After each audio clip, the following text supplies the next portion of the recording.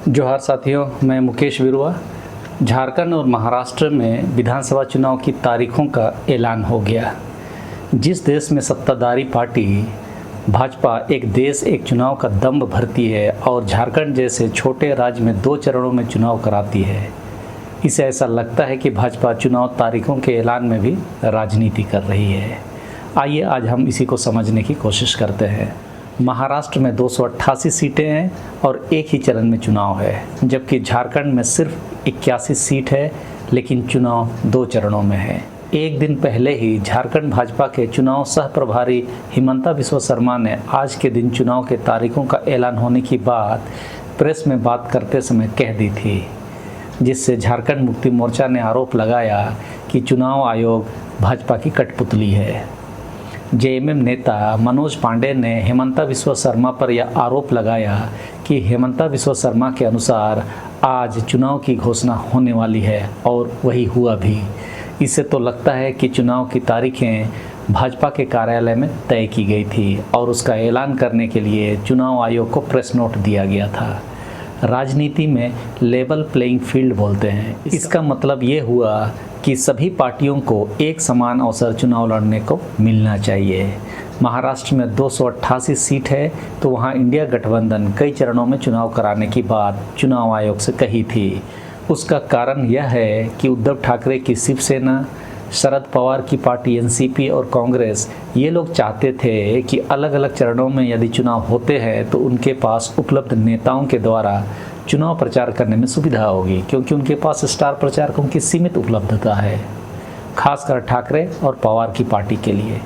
कांग्रेस के पास तो कई नेता हैं, वे अपना काम चला लेती।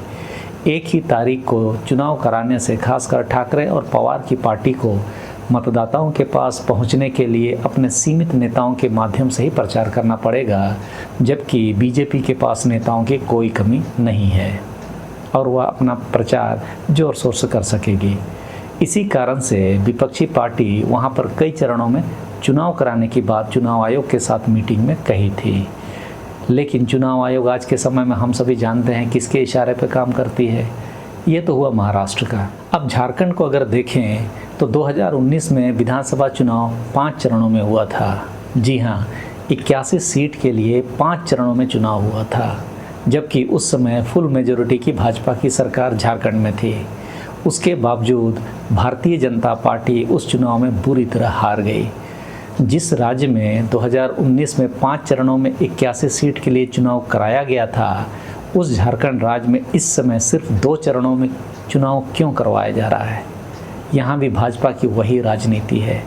विपक्षी पार्टी यानी झामुमो और कांग्रेस जैसी पार्टियों को मतदाताओं से कम संवाद करने का मौका मिले, उनके शीर्ष नेताओं जैसे हेमंत सोरेन, कल्पना सोरेन और राहुल गांधी जैसे नेताओं को जनता से संवाद करने के मौके कम मिले, इसीलिए झारखंड में 5 की जगह 2 चरणों में चुनाव का ऐलान किया गया। भाजपा के पास कई राज्यों में अपनी सरकार है, तो वहाँ के मुख्यमंत्री, केंद्रीय मंत्री झारखंड के चुनाव के प्रचार में झारखंड की गलियों में खाक छान रहे होंगे। अमित शाह और नरेंद्र मोदी तो होंगे ही। यानी जनता से संवाद करने की संभावनाएं भारतीय जनता पार्टी को झारखंड में सिर्फ 2 चरणों में चुनाव कराने से दूसरी पार्टियों की तुलना में ज़्यादा मिलेगी। कम चरणों में वोटिंग होने से हेमंत सोरेन, कल्पना सोरेन और राहुल गांधी जैसे नेता कई सारे जगहों पर नहीं पहुंच पाएंगे, जिसका फ़ायदा भारतीय जनता पार्टी लेना चाहती है।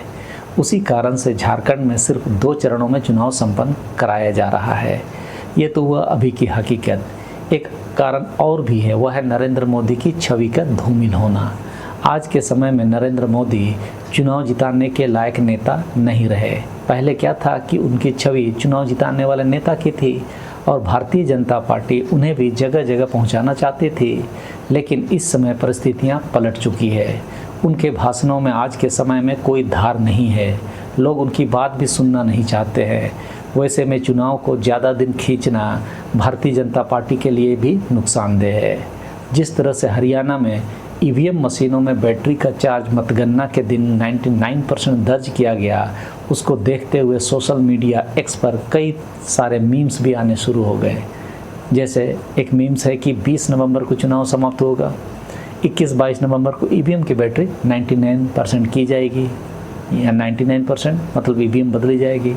और 23 नवंबर को काउंटिंग होगी और उसका रिजल्ट क्या होगा आप समझ गए होंगे। इसका जवाब फॉर्म 17C है। सभी पार्टियों को फॉर्म 17C के बारे में बूथ स्तर के कार्यकर्ताओं को डीएमके पार्टी की तरह ट्रेन करना चाहिए।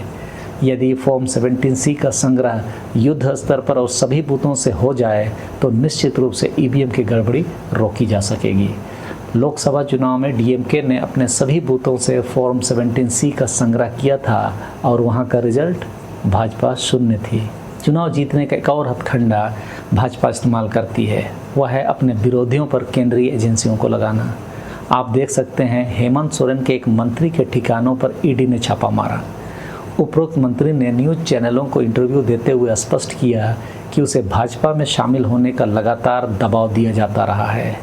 अब जबकि चुनाव का ऐलान होने वाला है और उन लोगों को भी लगा होगा कि ये अब नहीं आ सकते, इसीलिए ईडी ने उनके संबंधियों और विभागीय सचिवों और इंजीनियरों के पास छापा मारा है। ईडी की कार्रवाई शुरू हुई, इससे भी पता चलता है कि चुनाव आने वाला है। तो हर तरफ से अपने विपक्षी पार्टियों को भाजपा लेवल प्लेइंग फील्ड बिल्कुल भी नहीं देना चाहती। वह चाहती है कि हर तरफ उसकी ही बात हो, उसके विरुद्ध मैदान में कोई हो ही नहीं। इसी इरादे से भारतीय जनता पार्टी इस तरह की हरकतों से चुनाव में उतरती है। चुनाव का तारीख का ऐलान हो गया, अब आदिवासी समाज को किन मुद्दों के भरोसे नेताओं को सुनना चाहिए, इस पर भी अपना मत तैयार कर लेना चाहिए।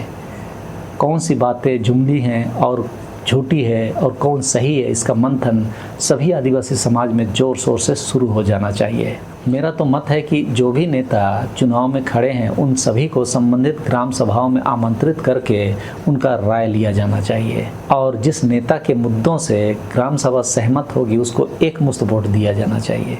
सोच कर देखिए, क्या पता इसी बहाने झारखंड में सभी गाँव में ग्राम सभा की बैठक चुनाव के लिए संपन्न होनी शुरू हो जाए। लेकिन ध्यान रहे, इन ग्राम सभाओं का संचालन सामाजिक स्तर पर होना चाहिए, राजनीतिक स्तर पर नहीं, यानी राजनीतिक पार्टी स्तर पर नहीं। तो जितना भाजपा लेवल प्लेइंग फील्ड करेगी, यानी कि दूसरे नेताओं को अवसर नहीं देगी, तो समाज को ही आगे आना होगा ताकि अपने लोगों को जागरूक कर सके कि कौन सी बात सही है और कौन सी गलत। उसके लिए मेरे चैनल के बहुत सारे वीडियो आप रेफ़र कर सकते हैं, लोगों को शेयर कर सकते हैं। तो इस वीडियो में अभी के लिए इतना ही। जब राजनीतिक नेता और पार्टी कुछ ज़्यादा ही गलत सलत बोलेंगे तो फिर मैं आपके बीच में हाजिर होऊंगा। अभी के लिए इतना ही। सबों को धन्यवाद। जोहार।